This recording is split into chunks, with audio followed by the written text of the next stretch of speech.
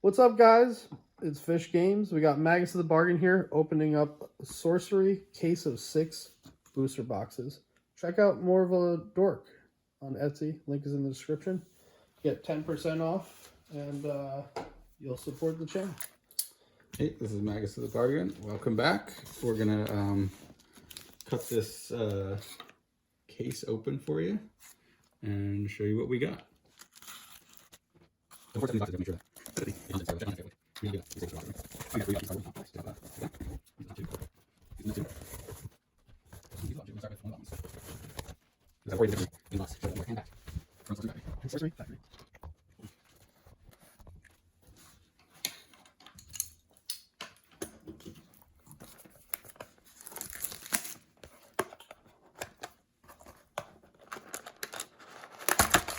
And look, we got a box topper.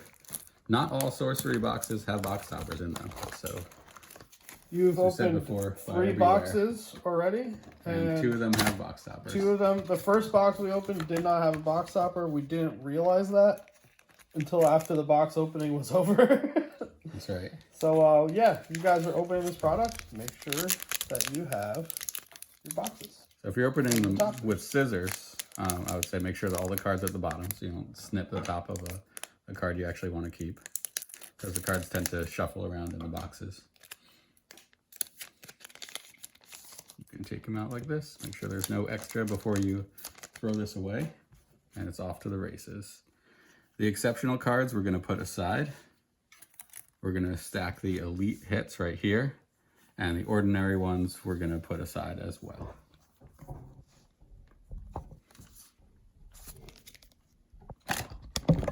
Usually get one either elite or unique card per pack.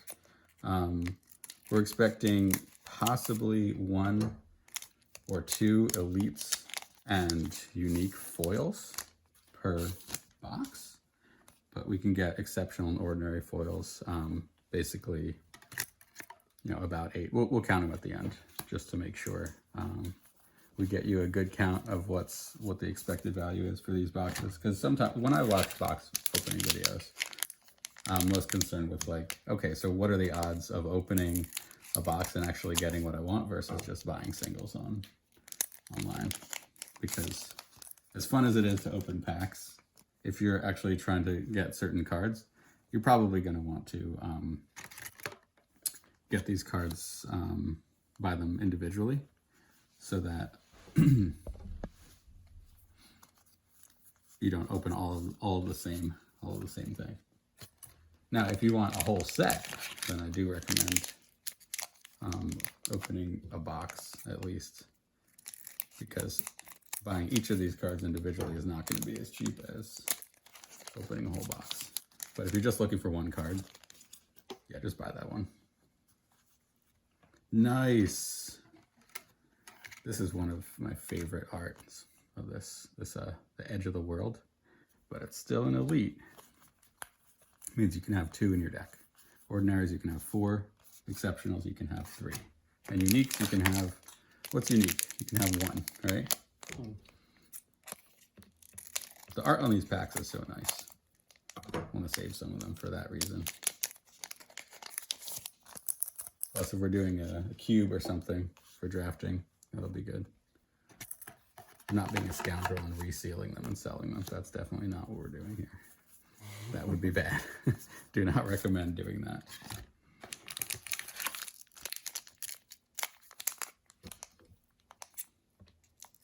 So what cards in particular are you excited to see? Well, we're excited to see a Philosopher's Stone. Let's see if we can show you one of those. A foil Philosopher's Stone would be super nice. As you can see, we got a foil plumed Pegasus. Nice. I'm gonna sleeve that. Just gonna sleeve all the foils right away, right out of the pack, so they don't touch even the play mat. That's an ordinary foil, but it is a very nice Melissa Benson piece of artwork right there. Nowhere is safe from these elite beasts. Ordinary cards. So I had this theory before that we wouldn't get any foils in this first column, but I was proven wrong. in the third box we opened. Yep. And also in this box. So you need more data before making an assumption. That goes for everything, not just box openings. It's good to keep in mind stuff like that, though. You know? Oh, yeah. Like, there's definitely ways to map these boxes, or a lot of boxes in general. Maybe not these boxes in particular. Well, even if a box can't be mapped, if it's totally random, there is probably a way to part the boxes, or at least the cases, which means buying loose packs is definitely much more of a gamble. Yeah. But hey, if you got $4 or $8 or whatever a pack costs, you don't have like hundreds of dollars to spend on a case, then I guess you're in a position that if you want a pack of Sorcery, you have to buy these packs. So just make sure you're shopping from a reputable dealer. Onyx Core. Oh, Onyx Core. Nice. Onyx Core was That's definitely a good hit. a card that, I don't know if it pays for the whole box, but that is is a definitely a great hit. hit. It's going up there. Nice. Super excited about finally having opened an Onyx Core and a foil. We got some Dryads in the box with that. I'm gonna just leave those Dryads as well. So what's some of your do you have a favorite element yet? Not yet. I feel like I'll Biolimp. I'll have to think about it. It's probably gonna be blue or frost or whatever it's called. Well, there's blue as water. That's the upside down triangle. The triangle pointing down. The chalice, as it were. Exceptional. Oh, we got another Edge of the World. Nice. I'm going to play 2 Edges of the World right here. And another foil. This is an ordinary snow leopard. These foils look so nice in person, by the way. I don't know if you can... They look great. You can see that on camera, but it's a shame because I'm planning on trading away these foils so I can get a full set. I'd much rather have a non-foil Onyx Core than like a couple like foil ordinaries. But that is just me. The foils are like super sought after like 10 years from now. I suppose they could be. But I want to play this game. Nah, Is elite. It makes sense. I get it. I'm totally the same way. I'd rather have multiples of a card than a super fancy version of it. We got a ghost ship. Nice. Elite foil. And the backs of the foils are like that. So I guess that I'm going to put this in my foils. This is a good way of doing it, I think. Yeah? Yeah, it looks nice. I want to make it look nice for our viewers so that you can do whatever you're doing if you're alphabetizing your Sorcery collection as you watch these videos. Or, you know, bulking out your Magic cards while you watch these videos. Yeah, everyone's just gonna stop playing any other games and just start playing this. I doubt it. No one's gonna play Hearthstone anymore. No one's gonna play MetaZoo Magic, Now, Pokemon, if this Yu-Gi-Oh. has a game on the like a computer game, I could definitely see It that will. happening. There's a limited there's a very limited amount of space you can play on, which really lends itself to the digital game format. Part of the difficulty of some games is that the board state can be infinite. You can make an infinite number of tokens or near infinite. So that's kind of hard to program. But when you have a game like Sorcery where you only have 20 spaces on the board, it's a lot easier for a programmer to be like, okay, there are 20 slots in which minions and stuff can be. So guys, we have still yet to play the game. Magus is opening up 9 boxes of Sorcery, and then maybe we'll play some actual games after that, right? That's just how it is. Yeah, I'm very, very excited to play the game, but definitely want to see what I got out of these boxes. This is not normal with box openings like this. Sometimes like I'll buy a box or 2 and like sit on some sealed for a draft later. But the thing is, no one really drafts Sorcery yet. So you can't really You can't- open you a can't really box go with to a the bunch of store people. and play the game. I mean, most stores haven't even Heard honestly of it. this game. I went to the store in New York City and they were like, source of what? So when they heard about the game, that it was like Magic and chess, that you could like move around and strategically position your minions, they were like, oh, I'm gonna try that. Sure. So out of those 4 decks that we have, or well, you have a set of the decks. I also bought a set of the decks, guys. So we both are gonna have sets of the decks to play. But out of the 4 decks, which one are you the most excited to play out of those pre-con decks? I'm actually leaning towards wind. Wind. For some reason. Okay. Not quite sure yet. The water one, you can kind of like move around in the water sites. The earth one, you can sort of burrow under. Yeah. But I feel like wind has like this like power of going around in the air, and so I've always liked flying beasties. That's my favorite ability. So I have a feeling that kind of feel will go towards the wind decks. Gotcha. Elite polymorph, turn into frog. Look at that. So I'm sure many of you guys know this, but if you're new to the channel, we do a lot of other content as well. Games, animal stuff, Dungeons and Dragons, Magic. I've been playing Magic and D&D for over 20 plus years, and so just mainly a gaming channel. So yeah, check out some more of these videos that we make, and definitely subscribe if you want to see the rest of these boxes. These 9 boxes. This is elite. These are that are getting opened. A ruby core. We got another core. We got another core. We got another. This is an insane Put box. it up to the camera. So this is an insane box. This is a ruby core. Ruby core and onyx core. Onyx core. This is the Dorito that everyone's talking about. The Dorito. So out of the other 3 boxes that you opened, we got 1 core. We got 1 core. We got 2 cores in this and box. In this box, you've gotten 2 cores already. So right. So we're only looking for 1 more core and a Philosopher's Stone, and that's a set of the top 5 cards in the. That's amazing. Yep. That's great. So I definitely feel like there's gonna be boxes that you open that are just like phenomenal boxes. And other boxes that are some completely boxes are just duds.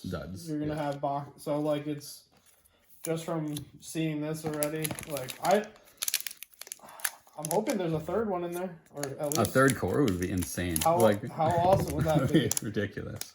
And the thing is, like, if someone opened these four cores in 1 box and they're like, oh, there's no other stuff in the rest of the case, and sold the rest, that's what you have to really watch out for. Yeah. When you're buying single boxes. Definitely.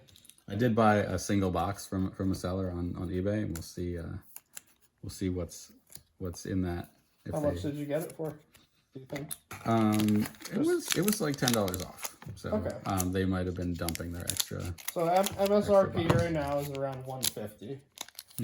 When this just dropped on the 10th, we were looking at some of the pricing.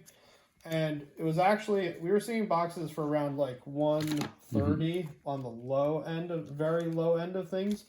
But in the past couple days, I've already seen like I don't know, I think it's at around 150. Like you cannot.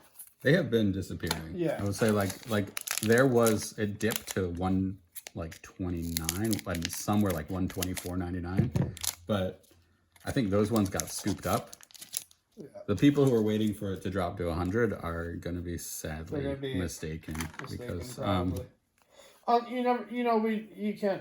say that 100% for sure. Like they might put out another printing or some other stuff. I have no idea how this company works. There's definitely FOMO. Like if they a whole bunch of boxes come in during Christmas or something, maybe we'll see some prices go down. That's kind of what I'm hoping for, but you don't think that's going to happen? Well, I'm hoping for it because I would, love to get a case of this for $600 for 6 boxes. Would be an amazing Black Friday deal. But watch this not age well, and like the cases are like $300, $50 a box. No one plays it, And 5 years from now, we're it's watching happened. this video again. It's happened to some games. Like some games Metazoo, have totally. second edition. That's a good example, right? Metazoo second Exactly. edition. I was really bullish on Metazoo, and got burned with that. So like, could be me not learning my lesson and getting burned with Sorcery. But I think people are more cautious ordering Sorcery. Like well, here's the thing. The art of this looks great, and that is a really good sign. The art and the card quality are great. However, quality. I don't think that has to do with financial value at all. I think it's all about scarcity. It's all about how good the game is and how rare the cards are. In particular, people will buy this product a lot, having to deal with the art because of how just amazing the art is compared to some of the other stuff that's coming out these days. Like, they will, and I don't want to downplay the artists, and I'm not saying this is going to do well because of the art, and then D Spirits is going to do terrible because of the art. Yeah. But yeah, a lot of artists do a great painting, and then it gets put on not so great of a card, and then no one wants to buy the painting, and then they do this like very simple painting, and it gets put on an amazing card, and then everyone wants that painting. That painting's worth like 100 times what the other painting is. But then that's I just for all those great artists out there, I hope you get given great cards to do, because you deserve it. That's all I have to say about that. So this definitely is the best box you've cracked yet. Yeah, just because on these Onyx cores alone, I hate the cores alone. I hate to say it's like core or bust on these boxes, because there's so much else that is good, and like we haven't even seen so hard to the tell competitive. Right now, what's what. Because it may be that it's easy to get to the late game, and these big beasties are really good, or it may be that the format is super aggressive, and the early beasts are good. Yeah. Just because I like the Spire Lich, because this Vasily Yermolayev is this great artist who did this amazing thing. That might not be a very valuable card. So, I don't know. I might want to keep that foil one I got of it. These are Ordinaries, which you've probably seen before if you've gone to this video. Ordinary Mortals. Wow, even opening fast like this, it's almost 20-minute video. But I guess these are longer form. We also had to open the case to start the video off too. Yep.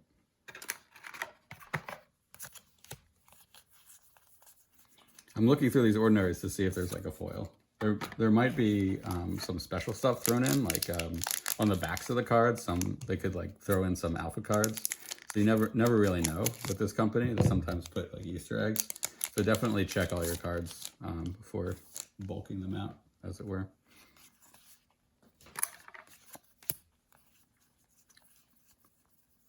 Yep. And I like that there's not a foil in every pack. Because when you really like that. When you put a foil in every pack, you make the foiling less special. Yeah. And so 100%. as much as I like the foil cards, that's the way things should always be with foils. It should not be a big, like, every pack kind of type of thing. Yeah, you could. This is the first avatar we've gotten. So you could make every card foil. You could do that. And then you have what happened with the Silver Surfer Prism cards. Who has ever heard of Silver Surfer Prism cards? I definitely have. You've heard of them? Mm-hmm. They were like all foil ones. Mm-hmm. I think I sold a whole bunch of them. I got them in a lot at some point. Well, that's good. Still looking for the number 2 card in that set. Because I never got that. But other than that, I don't think they're worth much. But can you imagine if like none of these were foil at all, and they're like, we're not even putting any foil into this? I think if you had a box and like most of the time you get one foil, sometimes you get a box with no foils. No, I'm saying if the company didn't make any foils at all. Oh yeah, no, I'm saying like I feel like if a company did that, like you have a chance to get one foil or maybe no foil at all. That'd be like my ideal Like one foil in a an box. entire box, and you might not even get one. Or like if you get really lucky, you could get two, you know, or something like that. Yeah, if you do one in every 30 packs, and you do. But you know, then you always run into that problem where like somebody will open a box, they'll pull the foil, and then sell the rest of the stuff. Yeah, that could happen. This Brian Smith, you knocked it out of the park with this one. I'm sorry, you got like, a good card. I'm just so tired of Magic with like the foils. They're foil crazy, man. Again, foil crazy. The foil craze. It's like the gold rush, the .com boom, the foil craze. I remember like almost like 20 years ago when we would play Magic. Remember when we used to play Magic? Remember when we used to play Magic? No, we still play Magic all the time, guys. We're probably gonna play Magic in like an hour from now, after we play this game.